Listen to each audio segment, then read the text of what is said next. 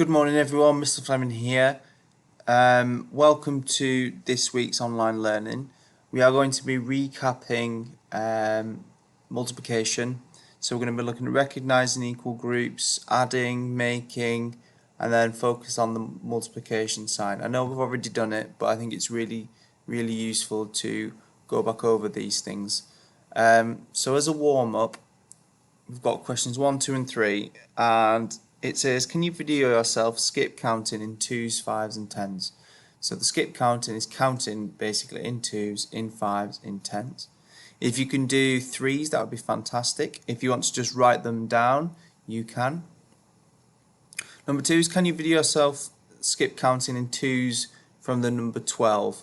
So it's looking at counting counting forwards or backwards in 2s, 5s, 10s or 3s, but for this one we're just focusing on 2s.